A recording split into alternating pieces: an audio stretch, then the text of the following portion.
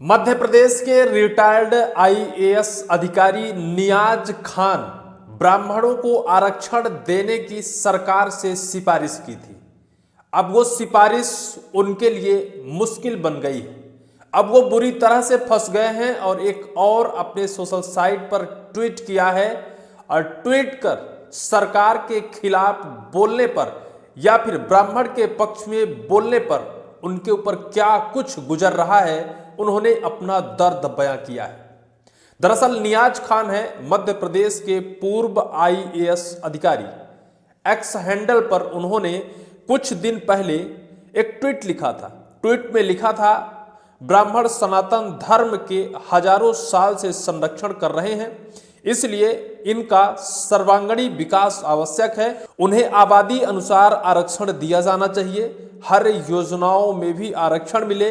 ब्राह्मण मजबूत होगा तो देश मजबूत होगा, धर्म और आध्यात्म मजबूत होगा। आरक्षण देने पर गंभीरता से विचार जरूरी है।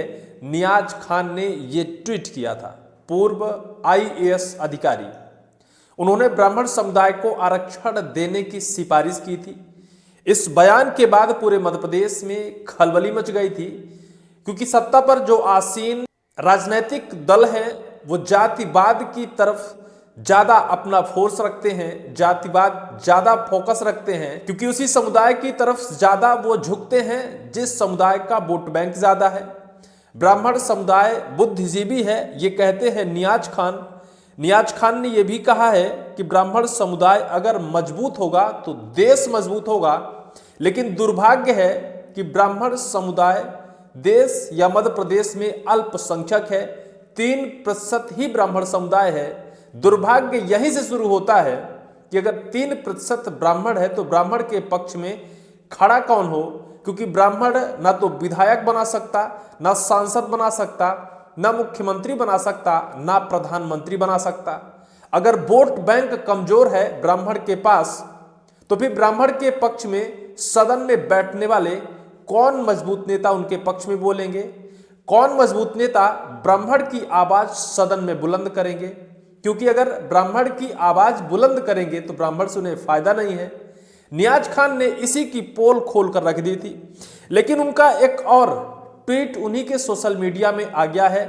उन्होंने सरकार की बखिया तो उधेड़ी थी, सरकार की आंख खोलने का काम किया था, लेकिन कुछ तथाकथित सरकार के ही नुमाइंदे हैं जो फर्जी आईडी बनाकर नियाज खान को गालियां दे रहे हैं, गाली बक रहे हैं। नियाज खान ने पोल खोलकर रख दी है। उनका यह मैं ट्वीट आपको पढ़ाता हूं। मुझे गाली देने के लिए अन्य वर्णों के लोग ब्राह्मण के नाम से फर्जी आईडी बना ली है।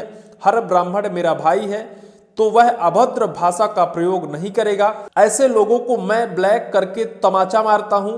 1000 दोस्त से अच्छा एक ब्राह्मण काफी है। भगवान ब्रह्मा के प्रिय पुत्र ब्राह्मण। ये ट्वीट उनका आता है और इस ट्वीट के बाद ये बात साफ हो जाती है कि नियाज खान ब्राह्मण के पक्ष में बोलकर बुरी तरह से फंस गए हैं, क्योंकि एक वो संवैधानिक उच्च पद पर बैठने वाले अधिकारी रहे हैं। उन्होंने बहुत कुछ देखा है, बहुत कुछ समझा है और बहुत कुछ झेला है। जब उन्हें लगता है कि ब्राह्मण के पक्ष में बोलना चाहिए तो उन्होंने ब्राह्मण के पक्ष में बोला भी, अपने तर्क भी दिए। लेकिन ब्राह्मण के पक्ष में बोलने के बदले उन्हें आखिर गाली कौन दे रहा है? ब्राह्मण के पक्ष में उन्होंने अपनी टिप्पणी रखी थी तो उन्हें गालियां कौन बक रहा है? आखिर वो एक संवैधानिक उच्च पद पर बैठने वाले अधिकारी रहे हैं। उन्होंने अपने सोशल हैंडल पर यह भी लिखा, एक अन्य ट्वीट में अपनी पुस्तक ब्राह्मण द ग्रेट का कवर अपलोड करते हुए नियाज खान ने लिखा है कि मैंने इस नोवेल में स्पष्ट लिखा है कि भौतिकवाद का मोह ब्राह्मण के लिए घातक है। शिखा, जनेऊ, धोती और तिलक ब्राह्मण की शान है। बिना शर्म के इन्हें धारण करे, यह ब्राह्मणों की शक्ति है। अर्धनग्न वस्त्र ब्राह्मणों के लिए कदापि नहीं है। शिखा तो आपकी पहचान ही है। ये सब कुछ नियाज खान ने अपने सोशल साइट पर लिखकर अपना दर्द एक बार फिर से बयां किया है। निश्चित तौर पर देश में ब्राह्मण विरोधी कानून आ रहे हैं, क्योंकि मध्य प्रदेश के एक पूर्व मंत्री वर्तमान विधायक गोपाल भार्गव ने खुलकर कहा है कि जितने भी कानून कायदे आ रहे हैं ब्राह्मण के विरोध में आ रहे हैं। यूजीसी एक्ट लाया गया है, ब्राह्मण के विरोध में ही लाया गया है। जितने कानून कायदे लाए जा रहे हैं, अभी हाल ही में मोहन सरकार के एक मंत्री खंडवा के एक निजी कॉलेज में पहुंचे थे, जहां उन्होंने एसटी एससी के लिए तो घोषणा कर दी, सामान्य वर्ग यानी स्वर्ण समुदाय के लिए कोई घोषणा नहीं की। तो बच्चियों ने उन्हें घेर कर पूछा था कि क्या हमारा कॉलेज नहीं है। निश्चित तौर पर हर जगह पर भेदभाव किया जाता है।